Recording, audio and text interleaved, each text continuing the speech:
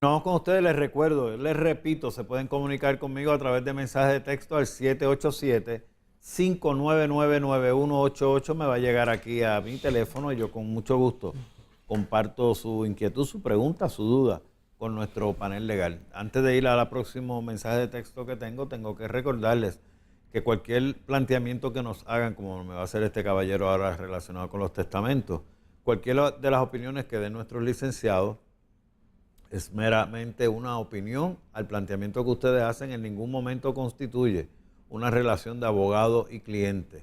Ni TIVA TV, ni las corporaciones de Dr. Norman, ni hay que decirlo, ni Jorge Incén, ni en ningún momento nos comprometemos con las contestaciones que le den y las sugerencias que le den. Para usted tener una verdadera representación, pues contrate al licenciado, al abogado de su predilección. Si no tiene, aquí están los compañeros, sus nombres y teléfonos aparecen en el transcurso del programa. Si ustedes quieren llamarlo a uno de ellos para bregar uno de sus casos, es su derecho, su prerrogativa, y nosotros nada tenemos que ver en esa decisión. Aclarado eso, para récord, para las próximas 2 horas. Dígame, licenciado. Yo quería hablar un poquito de lo que ustedes trajeron en el segmento anterior. Y es que esto no, este planteamiento de la religión y lo que ha estado en la Cámara ha sido cuatrenio tras cuatrenio, un planteamiento que se ha hecho. Yo siempre digo, in- indistintivamente a la creencia, la doctrina a la que tú pertenezcas, muchas de esas personas que han estado ahí dentro no a excepciones, no han impuesto lo que ellos creen ni piensan. Pero interesantemente, aquel que no cree tiene una base y unos principios de valores que a veces están ligados con estas doctrinas y fe. Que por más ateo que tú seas, siempre hay una base moral que se da en el ejercicio. Y si comparamos la moral, y esto me lo pueden decir teólogos, atados a lo que es una cuestión cultural, siempre va a haber ¿cómo podemos decirlo? Esa similitud en los planteamientos cuando van a crear los proyectos, porque de hecho la Constitución viene de una base cristiana. Y entonces es bien difícil que alguien trate de imponer algo contrario a lo que dice la ley, la moral y el orden. Y la ley y la moral y el orden comienzan en los principios de la Constitución. Que traten de enmendar la Constitución va a ser bien difícil en muchos principios, y eso lo han tratado de hacer en los últimos años, en distintas instancias, por distintos temas, incluso legislativos que se han dado en la legislatura, y otros que se han dado a nivel fuera de protesta. Pero la realidad es que el principio está, la base siempre va a estar. Estas personas van a llegar a trabajar y no se trata necesariamente de un ejercicio fútil donde ellos impongan sus creencias. No, no es fútil. Yo pienso que es más allá de lo que siempre ha ocurrido, de que hay un consenso, por eso hay tantas personas en esos cuerpos, 51 en la Cámara de Representantes, que van a estar tomando decisiones, y eso es ¿cómo es? A merced de los votos que ocurran en los proyectos. Y yo creo que la gente debe tener en conciencia, y ahí está el problema de la prensa amarillista, como yo digo. Está bien, podemos tener toda esa idea, y de aquí van a sacar de ese artículo, que ha sido un artículo totalmente estadístico. Interesante, porque nos da una visión de lo que el pueblo mismo ha elegido. Perfil. Porque no ha sido algo que las personas, que el gobierno mismo, esta nueva administración lo impuso, no es que el pueblo decidió de esa manera. Y esa gente vienen de unos pueblos, vienen de unos lugares, en principio, ellos han sido escogidos por el pueblo. Ahora, entonces, ¿de qué nos quejamos? Nos quejamos de que, o criticamos, vamos a decirlo de esta manera. ¿Qué criticamos? Lo que nosotros mismos hemos escogido. Ahora, pueblo tiene un principio que se llama la democracia. Y la democracia está en la expresión. Y yo creo que ese ejercicio nunca ha sido...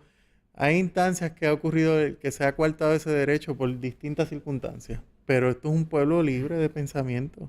Aquí nadie se está matando por cuestiones religiosas. Aquí debemos ser agradecidos por lo que tenemos, porque en esencia nuestro país es un país totalmente moralista, indistintivamente de la creencia y la doctrina de la que tú vengas. Y esto, llámese religión o como se quiera llamar. Pero a mí me parece que es un pensamiento que la gente debe tener en cuenta, cuando se habla de lo que va atado a lo que nosotros hacemos todos los días, defender los derechos. E incluso cuando nosotros los que estamos en los tribunales conocemos que cuando se dan este tipo de discusiones, que una ley no puede resolver un principio en derecho, hay una cuestión que se llama uso y costumbre, y el uso y costumbre viene atado a la moral. Y siempre los casos, incluso los jueces han tenido que sentarse a resolver a cuestión de razón, y la razón siempre los va a llevar a un principio moral. Aquí van a caer tal vez 2 o 3 arriba en los textos diciendo que tal vez yo no esté correcto. Yo entiendo que yo estoy correcto y eso es lo que yo pienso, que yo vengo del campo de la sociología y no es porque venga del campo de la sociología, pero entendiendo el comportamiento de los seres humanos a nivel de las masas, nuestro país es un país totalmente moralista y me reitero en eso. No creo que cambie en ninguna circunstancia el que existan más hombres que mujeres tampoco, porque eso fue lo que eligió el pueblo. Y ahorita alguien aquí comentó, no me acuerdo cuál de ustedes, que las primarias, que vayan a las primarias, a las mujeres, entonces vayan a ver si fueron electas, pero el pueblo decidió por esas personas. O sea, ahora vendrán planteamientos de que esto es una cultura machista. Yo no creo eso. Yo creo que el pueblo eligió conforme a lo que está. Basaron sus plantillas. Si no hubo un consenso en el proceso de primaria, donde había un balance de mujeres, tampoco es prerrogativa de los partidos ni del país en la cuestión democrática de decir que tienen que haber tantas mujeres y tantos hombres participando en una elección, porque eso es absurdo. Y eso no ha ocurrido. Aquí el candidato que se lanza a este tipo de elección en cuestiones de primaria y igual en elecciones, eventualmente es porque deciden así hacerlo. Igual va atado a lo de la religión. Yo creo que esto da un perfil bien interesante para ver muchas cosas a nivel sociológico, como decía Carlos, porque es la sociología de la religión en uno, pero también la sociología del género. Y yo creo que esto ha sido un tema de discusión en muchos foros. ¿Qué impactos puede tener la ley? Pues vamos a ver, porque las mentalidades están, pero en el ejercicio en el pleno se da la votación y ellos van a tener su derecho a ser escuchados en su foro como lo tienen constitucionalmente. O sea, en ese principio del legislador, y van a hacer su trabajo y existirá la votación que decidirá si esas plantillas de esos proyectos de ley surgen o no. Yo conozco legisladores allí, los conozco obviamente personalmente, no porque los haya visto en la prensa, que me siento cómodo, que con los principios, los valores míos, mi ética, están representados ahí. Así es. Yo he hecho el ejercicio, no es porque me llegó, porque lo soñé anoche, yo he hecho el ejercicio de conocerlos y ver sus trayectorias profesionales, personales y políticas. Y me siento sumamente cómodo con un presidente de la Cámara de Representantes. Tremendo, tremendo. Me siento totalmente cómodo con el presidente del Senado de igual manera. O sea, ambos son muy cristianos. Yo estoy bien tranquilo de que de una manera u otra, entre las 3 delegaciones, PNP, Popular, Independentista y el Independiente, van a estar representados mis principios de una manera o de otra. Yo no tengo la menor duda. Estoy tranquilo. Y Vázquez, no es tan solo lo cristiano, es que en principio tienen una trayectoria profesional, también la tienen, personal, que no... Sí, pero o sea, lo cristiano no determina. De personal, profesional, político. Los 3. Correcto. O sea, el apellido cristiano no determina la calidad de ser humano que tú eres, porque todo el mundo se puede llamar cristiano, pero no necesariamente dar testimonio. El que diga eso está destinado a morir. Por no es decir que soy cristiano, es serlo. Es serlo, es vivirlo. El que diga eso está destinado a morir por su propia lengua. Como había dicho anteriormente el compañero Camacho, es cierto, hay menos mujeres que hombres, pero es que también eso ocurrió en las primarias, en la precandidatura. Pues por eso es que hay menos. Yo tuve el privilegio de correr para participar, para ser senador por el área de Humacao y todos esos pueblos allí. Y de los 9 que éramos, solamente habían 2 féminas. Todos los demás éramos varones. Así que había una diferencia muy grande en cuanto a la posibilidad de que las 2 féminas llegaran al final, versus los 7 varones que habían, que eran más que ellas. Y de hecho, al final fueron 2 varones los que corrieron por el distrito. Y uno de ellos, y se cambió en el distrito, uno de ellos entró del Partido Nuevo Progresista, y otro del Partido Popular Democrático. Fue uno y uno. Aquí lo importante es que tenemos que reconocer que todo el mundo tiene el derecho de aspirar. Para eso Así existen es. las primarias, a nadie se le va a restringir de todos los partidos políticos. Pueden participar en las primarias y pues los que son electos, están ahí porque fueron seleccionados Por el pueblo. por nosotros mismos, Mire, quiero entrar ahora a los mensajes de texto. Me llega uno bien tempranito y quiero que lo atendamos inmediatamente. Quiero saber si puedo impugnar el testamento que dejó mi madre. Ella me dejó solo una tercera parte o lo que me toca, no lo que me toca por ley. Pregunta. Bueno, pero Hay un a nivel tiempo. teórico Hay un tiempo. se puede impugnar si es impugnable. Y si no le dejó lo que le toca por ley, pues también es impugnable.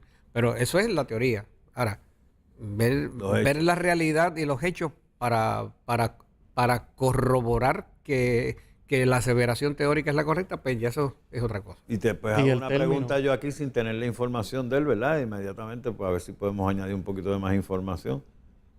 Teóricamente hablando, aclarado, en un testamento que haga una madre para unos hijos, debe dejarle a todos por parte igual. No. Que el reclamo que veo de una tercera parte quiere decir que se está comparando con alguien que recibió más de una tercera parte, ¿no? Claro, hay que ver si era única hija, porque Si es una hija, no es práctico el testamento porque toda la destinación iría sobre ella. bueno, puede ser la libre disposición. Ha ocurrido puede la tener- libre disposición de traer elementos que sean, vamos a poner condiciones para un cumplimiento. Pero más allá en la división, si es única hija, pues ya no es práctico en el sentido para de libre, que va a sí, dividir. claro, pero porque para es libre única heredera disposición. universal. Pero la pregunta de Incerni, la pregunta... haciéndome aquí contestando, medio estoy contestando su pregunta. adivinando, ¿verdad? Del Claro, texto. pero vamos a contestar Si su no pregunta. tenemos sí. todos los hechos. Como hay una parte, hay una parte de la legítima que se llama mejoras. Esa parte que se conceptualiza cuando hay descendientes, se conceptualiza en una tercera parte del haber hereditario. Pues esa parte puede estar destinada a un descendiente en cuyo caso no todos los hijos tienen que ser mejorados. O sea, todos los hijos participan de otra parte de la legítima, que es la que llamamos la legítima estricta, a veces le decimos legítima corta, que es el equivalente conceptual a una tercera parte del haber hereditario. Esa parte hay que dividirla en partes iguales entre todos los con derecho a la herencia, que sería si son hijos o hermanos, si es una sola, ese tercio no se tiene que estar destinado a esa persona. Si son dos hermanos, pues ese tercio hay que dividirlo en dos partes. Si son tres y así sucesivamente. Entonces, el amigo, si Entonces, nos está viendo, si nos puede escribir nuevamente, enviarme más información a base de lo que están planteando aquí los licenciados, porque usted dice que impugnarlo porque mi madre solo me dejó una tercera parte o lo que me toca por ley. No entiendo bien. Escríbeme otra vez y envíame más información a base de las preguntas que están haciendo. Si es así y fuera de esa manera, habría que ver cuál fue el ejercicio del notario cuando orientó a esta persona para la creación del testamento. No estoy diciendo que se le impute una responsabilidad, porque estamos especulando. Pero cuando se hacen los testamentos, el público tiene que tener claro que se trata de la última voluntad de ese testador. Y en principio, siempre y cuando el testamento cumpla con las formalidades y requerimientos de ley, no hay nulidad, no hay impugnación. Podría impugnarse en caso de una cláusula, pero si la distribución está hecha conforme a derecho, a esas solemnidades y formalidades que dice el Código Civil, habría que analizar y sentarse con esa persona, leer el testamento y ver primeramente eso para ver qué es lo que vamos a impugnar. Porque lo que dice la última voluntad del testador es la decisión de él. Si dicen que la legítima que corresponde a estos hijos que son los descendientes en este caso, hijos, y es lo que dice que la distribución es correcta, lo que se trata la mejora y la libre disposición, el testador decide lo que le da la gana. O sea, eso no es algo, y no lo digo así de esta forma tan burda, pero es que es la realidad jurídica. Y por eso es que el Código Civil tiene estas disposiciones para que una persona pueda sentarse a redactar su última voluntad y la distribución de esos bienes. Claro, bienes que existen al momento de fallecer. Pero cuando se hace la legítima estricta, como dice el compañero, las dos legítimas y la libre disposición, es una distribución matemática que se ha dado contrastado con esas solemnidades y formalidades que dice el Código Civil. ¿Y por qué digo esto? Lo digo porque cuando se va a hacer el examen en una consulta, y por eso le exhorto a que vaya donde su abogado, o vaya donde un abogado, consulte a un abogado, que le lleve ese testamento, lleve su preocupación, porque hay que sentarse a analizar cada una. Nosotros podemos dar una opinión general, pero no estamos entrando en ver el documento físicamente para entender cuál fue la redacción y cuál fue el propósito de ese testamento, que se llama la última voluntad del testador. Y ahí él pone una tercera parte que le fue dejada a él y aparentemente por eso quiere impugnar. Probablemente porque la herencia se divide en 3 pedazos, 1/3 cada uno. Si es único hijo, 1/3 completo de legítima. Mejora y libre disposición, no sé hasta qué punto, porque... Pues vamos a ver si nos escribe otra vez, porque este programa se divide también en pedazos. Y hemos terminado la primera hora, que es el primer pedazo. Después de esta pausa que voy a llamar, vamos a comenzar el segundo pedazo. Por lo tanto, perdone que lo interrumpa, pero tengo que ir a una pausa, amigos. Hemos finalizado nuestra primera hora del día de hoy, pero después de esta pequeña pausa regresamos con más de sus mensajes de texto, y al caballero que me escribió favor de escribirme nuevamente, lo hizo bien tempranito en la mañana, dándonos más información a base de los planteamientos que han hecho los licenciados. Regresamos con ustedes en breve.